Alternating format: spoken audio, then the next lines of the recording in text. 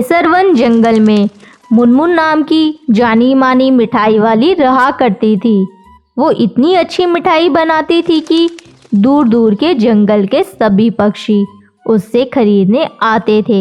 वो जितनी मिठाई बनाती थी सब शाम तक ख़त्म हो जाती थी। भाइयों, सबको मिलेगी मिठाई, आप लोग लाइन में खड़े हो जाइए और एक एक करके मुझसे मिठाई लीजिए। पहले मुझे मिठाई चाहिए, पहले मुझे मिठाई दो। नहीं, पहले मैं आया हूँ, पहले मैं लूँगा मिठाई। अरे आप लोग आपस में मत झगड़िए, बहुत सारी मिठाइयाँ हैं, आप सबको मिलेगी मिठाइयाँ। आप सब लाइन में पहले लग जाइए। पक्षियों की भीड़ देखकर मुनमुन और गुड्डू बहुत खुश होते हैं। मुनमुन, तुम बहुत अच्छी मिठाई बनाती हो, इसलिए तो लोग दूर दूर से आते हैं तुमसे मिठाई लेने। ये सब तुम्हारी मेहनत का नतीजा है। तुम ईमानदारी से अपना काम करती हो, इसलिए भगवान का दिया हमारे पास सब कुछ है। तुम ठीक कह रहे हो, ये सब भगवान की ही देन है। मुनमुन की मिठाई की दुकान दिन दुगनी रात चौगनी तरक्की कर रही थी। अब उनके पास दौलत की कोई कमी नहीं थी। इतना पैसा होने के बाद भी मुनमुन को चैन नहीं था। वो मन ही मन सोचती है, इतनी मेहनत करती हूँ लेकिन पैसे कम बचते हैं। क्यों ना ऐसा किया जाए, लागत भी कम हो और मुनाफा भी ज़्यादा हो।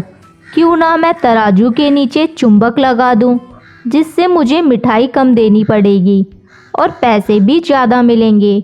ये सोचकर मुनमुन अगले दिन तराजू में चुंबक लगा देती है।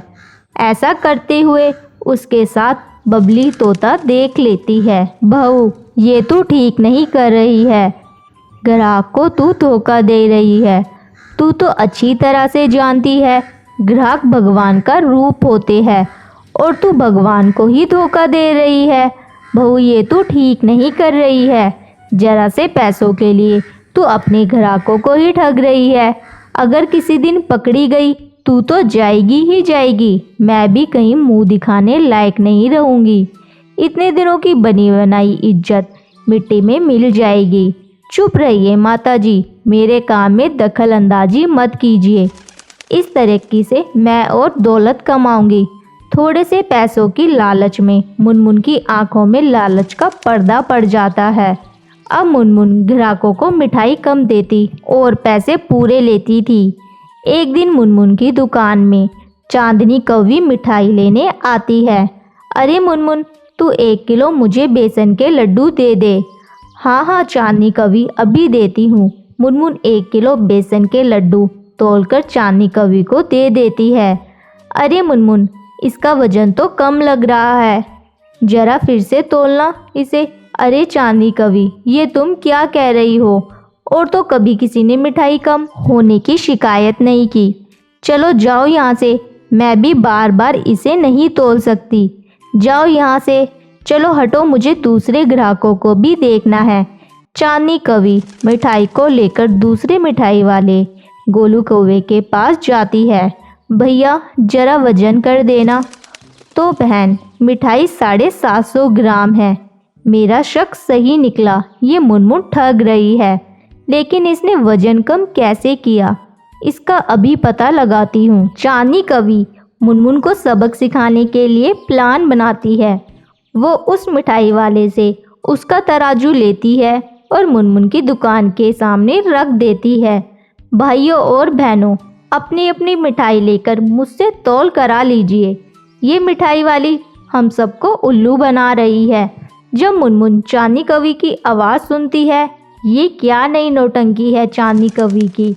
तुम मेरी दुकान के आगे क्या कर रही हो? चलो हटो यहाँ से, तुम्हें अभी पता चल जाएगा मुनमुन, ये क्या कौन सी नौटंकी है। कुछ ग्राहक चांदनी कवि से अपनी अपनी मिठाइयों को तौल कराते हैं। अरे ये मिठाई वाली तो हम सबको ठग रही है।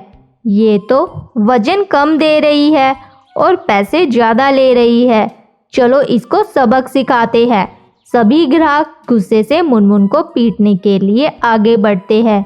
तभी बबली तोता वहां आ जाती है और उनसे माफ़ी मांगकर आगे से ऐसा ना करने का वादा कर। केसरवन जंगल में मिट्ठू तोता और मुनमुन पति पत्नी रहा करते थे। एक दिन मुनमुन और मिट्ठू में झगड़ा शुरू हो जाता है। मुनमुन, अभी तक तो मैं चुप था, लेकिन तुमने फिर से एक लड़की को जन्म दे दिया। अब मैं तेरी 3 बेटी का खर्चा नहीं उठा सकता। अभी के अभी निकल जा मेरे घर से। मिट्ठू, अब मैं इन बच्चियों को लेकर कहाँ जाऊंगी? ये 3 बच्चियाँ तुम्हारी भी तो है। तुम्हारा दिल आज इतना पत्थर का क्यों हो गया है? इन बच्चियों के मासूम चेहरे देखकर भी तुम्हें इन पर तरस नहीं आता? नहीं आता? तू अभी के अभी इन्हें लेकर निकल जा। नहीं देखनी मुझे तुम्हारी और तुम्हारी बेटियों की शक्ल। मिट्ठू, आज तुम जिन बेटियों को घर से बाहर निकाल रहे हो, एक दिन तुम्हें इन बेटियों पर नाज होगा। मैं इन्हें लेकर जा रही हूँ। अगर तुम्हें ऐतराज ना हो तो मैं तुम्हारे पास वाले पेड़ पर झोपड़ी बनाकर उस पर रहना चाहती हूँ। जा जाके रह ले, लेकिन मुझसे कोई वास्ता ना रखना। मुनमुन उस पेड़ पर झोपड़ी बना के उसमें रहने लगती है और पड़ोस के घरों में झाड़ू पोछे का काम करने लगती है। एक दिन, माँ, बहुत जोरों की भूख लग रही है, कुछ खाने को दे दो। अच्छा बेटा, तुम लोग यहाँ बैठ जाओ, मैं अभी तुम लोगों को खाने को देती हूँ। मुनमुन अपने 3 बेटियों को खाना खाने के लिए देती है।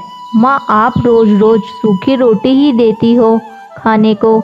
जब हम पापा के घर में थे तब हमें खिचड़ी भी मिलती थी खाने को। माँ, पापा ने हमें क्यों घर से निकाल दिया? क्या बताऊँ बेटी, पापा ने हमें क्यों घर से निकाल दिया? तुम लोग जल्दी जल्दी खाना खा लो, मैं कल तुम लोगों को किसी तरह खिचड़ी बना के खिलाऊंगी। रात में सभी सो जाती है, लेकिन मुनमुन की आंखों में नींद नहीं थी। तभी उसके पास उसकी सहेली का फ़ोन आता है। अरे मुनमुन, आजकल तुम कहाँ हो? बहुत ढूंढते ढूंढते तेरा नंबर मिला। क्या बताऊँ, आजकल मैं बहुत मुसीबत में हूँ। मेरे पति ने 3 बेटी होने की मुझे सज़ा दी है। मुझे मेरी बेटियों के साथ साथ मुझे घर से बाहर निकाल दिया और मुझसे पूरी तरह से रिश्ता तोड़ लिया है। मुनमुन, तू कल से मुझे मिल। मैंने गरीब लोगों के लिए सिलाई सेंटर खोला है।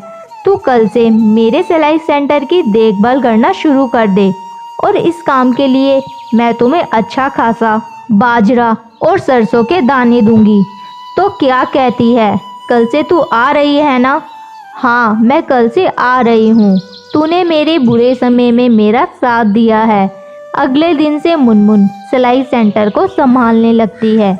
कुछ ही दिनों में मुनमुन अपनी बेटियों का एडमिशन एक अच्छे स्कूल में करा देती है। माँ, ये देखिए, हम तीनों अपनी अपनी क्लास में फर्स्ट आए हैं।